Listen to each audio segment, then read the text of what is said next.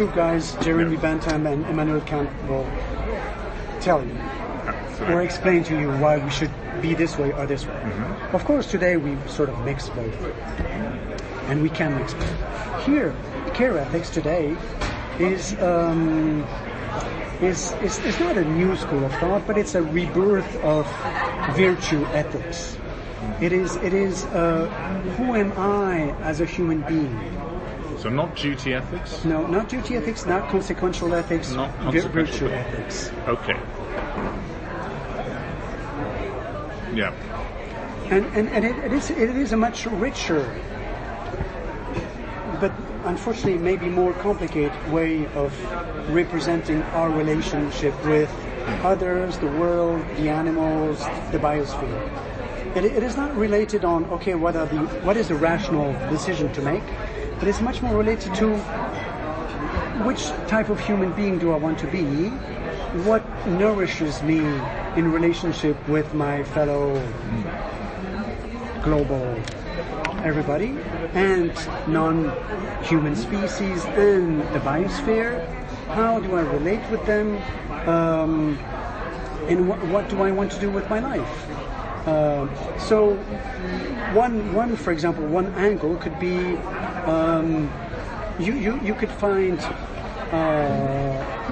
meaning, sense, beauty, and everything through the fact that you are going to care for what is vulnerable. For example, this is going to nourish you. This is going to make you a human being. This is going to and so I find it much more profound and much more centered on who do you want to be, what qualities, what virtues do you want to nourish, invest in, what do you want to do with your everyday deeds, how do you want to relate, to meat production, to non-human species, to the environment, and it's a way of saying, okay, I have the means of taking care, and there's a lot of vulnerability in this world, and I am at a certain moment in my life, I am myself vulnerable, and we have to accept the status of vulnerability, and find this ethics, this way of relate to vulnerability, which sort of enriches us, épanouir.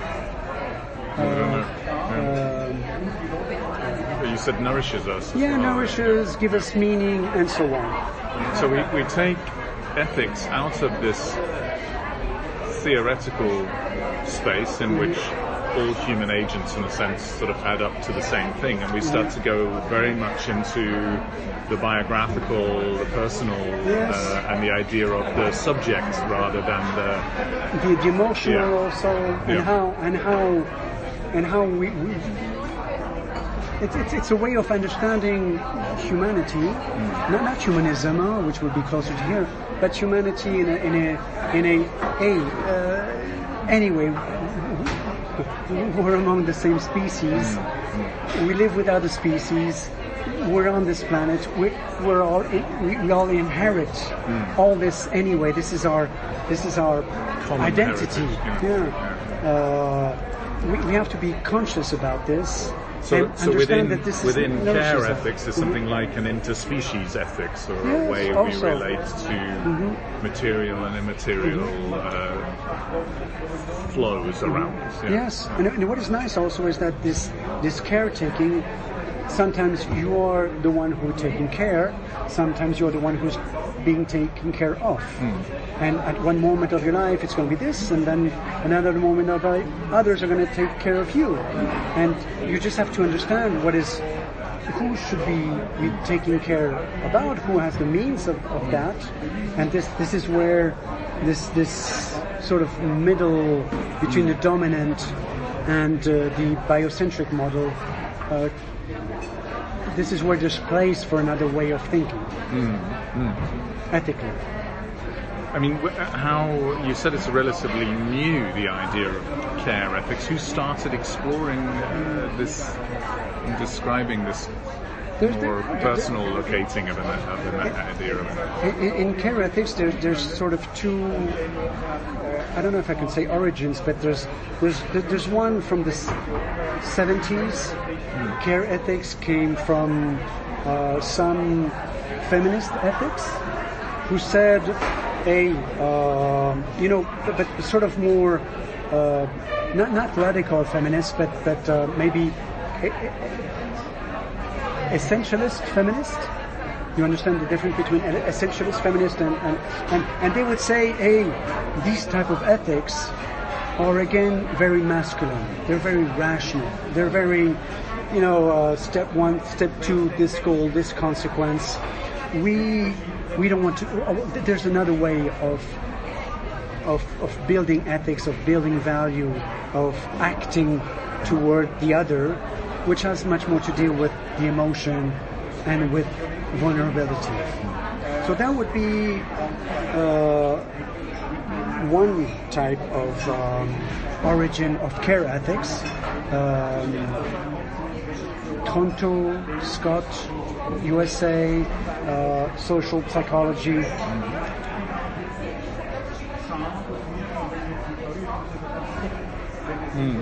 And the other one, this is the American version of, or the Anglo-Saxon, maybe, if I could summarize it like this, the Anglo-Saxon version of care ethics. And the other one comes from phenomenology, which is how do you want to relate to others emotionally, in your presence here and now in the world. And this is the much more French entry of care ethics. Merleau-Ponty. Merleau-Ponty. And one today, one philosopher which is great today, is called Corinne Pelluchon. Pelluchon. Pelluchon, P-E-2-L-U-C-H-O-N. Corinne. Corinne, yeah. And she really is somebody who is into this animal ethics and how to live together in a habitable world, which I find very inspiring today, and which is here in this caretaking section. So we've talked about we've paced out the terrain a little bit. Mm-hmm. There are, however, these terms which are sort of distributed around either closer to the center or in the sides. And looking on the caretaking model side of the, let's say, environmental rich, and there's some terms in here which I can't really understand. Can you talk me through what's going on? So, for example, here there is ecofeminism, patriarchy versus matriarchy,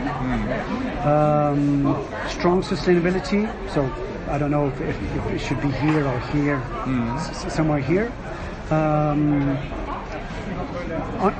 Not connected, but somewhere here. And there's some farming practices in here as well as some schools of thought, organic. Yeah, for example, bio-organic, green consumerism. I would put them between the caretaking and the dominant model. Because of course we could debate any position here, and maybe some are more organic consumers because they also have a very spiritual or very animist understanding of nature. So I'm not excluding that. And on the other side, if we move, these kind of green consumerist changes and adaptations to market, which then ran through